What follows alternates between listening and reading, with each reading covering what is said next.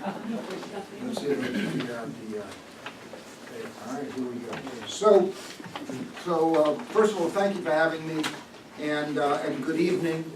I'm Mark Jaffe. I am the CEO, proud CEO of Children's Learning Centers of Fairfield County. So in fact, we've recently gone through a rebranding, and I'll talk to you about that. So CLC is a 115-year-old secret, and we are the third largest early childhood education program in the state of Connecticut. We are the largest program in Southwest Connecticut. We serve 950 children a day, 51 weeks a year, 10 hours a day. We run the federally funded Head Start and Early Head Start programs, as well as the state-funded school readiness and child development programs. We have a small private program. We do it from 8 locations in Stamford, Connecticut, but we actually impact all of Southwest Connecticut. We also have certain benefits of scale. We provide a comprehensive program, and it allows us to have nurses on staff, social workers on staff, nutritionists on staff. 95% of our families are minority. 86% of them are actually low income or working class families. 70% of them are immigrant population. So there are 28 languages spoken at CLC from 40 different countries.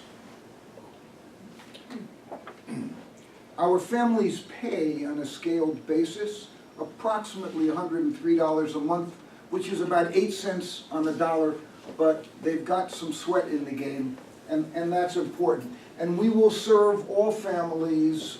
We have about 9% of our children have disabilities, and that ranges from children on the spectrum with Asperger's to children with cochlear implants, children who have who get seizures. I'll share with you a success story. We started an Alumni Hall of Fame, and Andres Soto was the first young man. And he came to us at 3 years old, non-verbal, incapable of communicating. He's now a senior at Columbia, and he actually recalls the exercises that he did as a 3-year-old with the physical therapist. And so he left us at 5 mainstreamed. In fact, he went to Waterside, and he was speaking English. The therapist said, you know, leave him alone. You know, it's great that we got him talking. And his parents, who only spoke Spanish, said, well, that's a problem. And so ultimately, fast forward, Andres speaks English and Spanish and Chinese fluently. He's a presidential scholar, and he's majoring in applied math and international finance. One of the things I really enjoyed about hearing more about the Community Foundation is that several of your areas of interest and several of the other organizations and projects that you're funding actually CLC engages with. And so, for instance, food insecurity. So there will be a couple of takeaways I'd love for you to have, one of which is about food insecurity. So we serve our children 2 meals and a snack a day. That's nearly 500,000 meals and snacks a year. We serve more meals to young children than anyone else in Southwest Connecticut, more than any of the food pantries, more than anyone. And interestingly, we actually have 122 different sort of meals and diets that we have to deal with between religious issues and allergy issues and dietary issues. 43% of the children that enter the Stamford Public Schools come through CLC's programs, 70% of the children who are on free or reduced meals. And lastly, we have a strategic relationship with Yale University's Center for Emotional Intelligence. And so, again, you talked about mental health being an issue, and clearly it is. It's epidemic. So Yale's Ruler program is probably the preeminent program in K through 12 education. So we have worked with them over the last 4 years to reformat that for pre-K children. So between feeding their stomachs and actually getting the children capable of recognizing that when they come in the morning, having come perhaps from a stressful environment, 49% of the families are single parent, that they're angry, the notion that they can actually recognize that and communicate it, it's very powerful.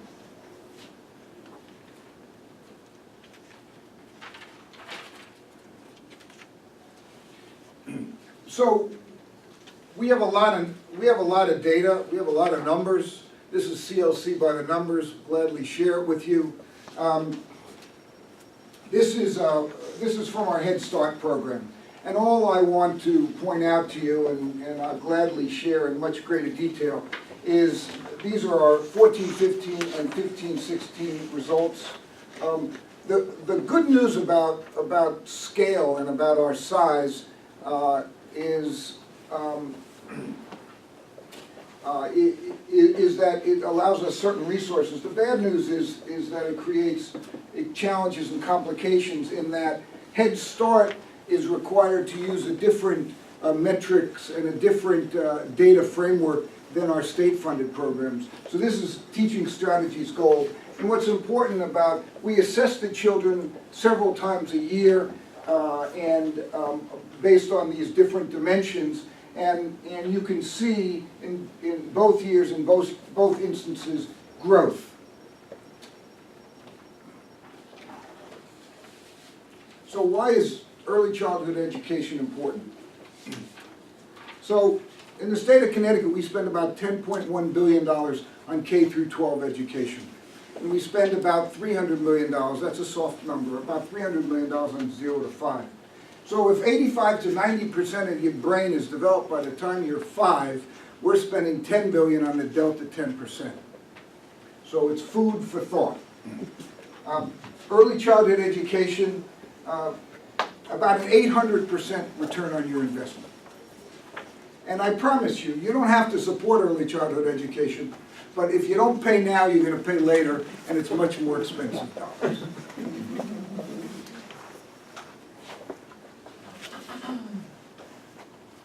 In terms of the, long-term benefits from an early childhood education, again, a lot of data around the fact that a child is much more likely to be reading at grade level, at 3rd grade, much more likely, therefore, to be graduating high school, much more likely to be getting a higher paying job, paying more taxes, being less involved in the criminal justice system, being physically healthier.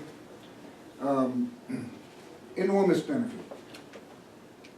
So, a little bit about CLC, and I got there from the private sector, and as John knows, I've run companies. I've run companies actually 10 times the size of CLC, and this is far and away the most mind-bogglingly complicated thing I've ever done. So we're about a $15 million a year organization, and when I arrived, I put a 5-year plan together. Essentially, CLC in some ways functioned quasi-governmentally. And in order for us to become sustainable, my first, second, and third priorities was to reorganize the financial underpinnings of the organization. We really had to grow our private sector funding significantly. So I arrived about a little less than 3 years ago. We were raising about $616,000 a year in a $14 million a year organization. And it was very clear that we needed to get that to about $3 million. So we're in the 3rd year of a plan to raise $2 million. So we took it from 616 to 9.25 to $1.2 million. This year it's going to be $2 million. And we had to do a couple of things in order to do that. So the first thing was we had to build our brand and our profile. Again, sort of in a multi-generational city like Stamford, it was amazing that we were relatively unknown, or at least people didn't realize they knew us. And so we iterated. One of my limited skill set, one of my core competencies was taking underexploited assets and bringing them to fruition. And this was a great case of a great asset that people didn't realize. So we retained where the brand equity was, which is CLC, and we moved from childcare, which in some ways is an outdated notion. I mean, we have a comprehensive curriculum called the creative curriculum, and it is about early child learning. It is about math and literacy and social and emotional development. And and we also realized that, in fact, our impact goes far beyond Stanford. We have children from Darien who come to our program. We have children from Greenwich who come to our program. The Head Start program in Greenwich, run very capably by our partners, family centers, they are our delegate. We're the sponsor for that program. And perhaps most importantly, well, certainly importantly, is the fact that our families are the service economy for all of Southwest Connecticut. So we iterated our name to Children's Learning Centers of Fairfield County, and then we had to communicate impact. So what I would say to you, I shared with you that we are the largest early childhood education provider in Southwest Connecticut, 950 children a day. And we serve the most meals to young children in Southwest Connecticut. So we run throughout the summer. And although we're not a summer camp, we effectively run the largest program for young children in Southwest Connecticut. And lastly, we enable more parents of young children to work than any other organization in Southwest Connecticut. So we are an economic engine in that regard. Part of our plan in order to get to our financial goal, of course, is to build our board, to rebuild our leadership council, and to expand our committees and our alumni network, and we're in the process of doing all of those things. Building partnerships, though, and this is something that I certainly can appreciate from the private sector, and that is where ultimately we're going to scale and we're going to have impact.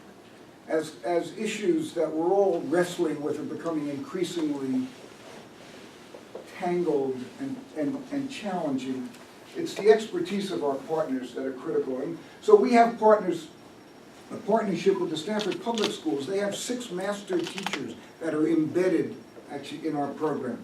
With Yale, I've referenced, with family centers. So the program that family centers has with Neighbors Link, we actually are doing a version of that focused on the immigrant community cohort in pre-K.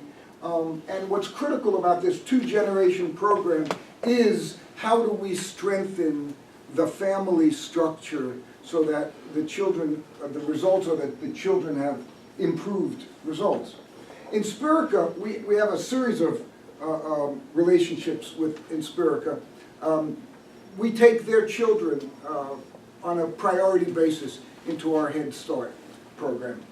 We have 2 classrooms physically at Inspirica, although those children actually don't go to those classrooms.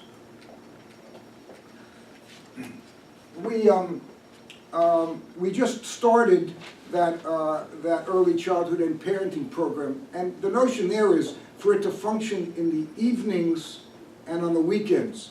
So those same children who may be with us during the day now get expanded services, and of course we're structuring it so that they're also engaging with their parents.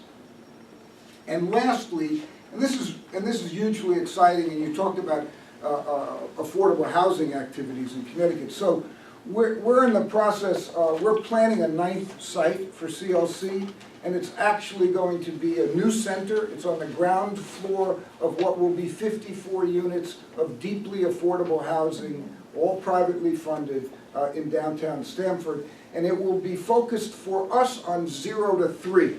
So if there's really an underserved population, think about CLC serves 900 children who are 3 to 5-year-olds, pre-K. We only serve 50 children who are 0 to 3, which means that there are an awful lot of 0 to 3s who aren't being serviced. So we're excited about the fact that we're going to be more than doubling our capacity to serve 0 to 3. We're deeply engaged with the VITA Collaborative, which is collective impact, as well as Stanford Cradle to Career. And the last one there I'll just talk about. So we have a corporate reading program. And it's a way for us to engage with companies, prospective supporters. And so we're doing that with Legg Mason, we're doing that with Pitney Bowes, we're doing that with First County Bank, and others are interested. And then the last piece, which actually got us on the front page today of the Stanford Advocate, was next door to us is a senior citizen facility called Edge Hill. And so we get them to come down to our classrooms to read to our children. Our kids go up there and sing and spend time with the seniors. They're now going into the organic garden that we've built. And last week, for the first time, they went on a joint class trip. They went to the Bruce Museum, and it was spectacular. All right, so our future is about strengthening. Jesus, I'm having some time with this, right? Our future is about strengthening our programs. We've introduced music across our program, the organic gardens, and I mentioned the 9th location. And then lastly, we're sort of deeply engaged, whether we want to or not, on advocating around certain issues. We're all aware of the challenges that we're facing at the state level. And we've actually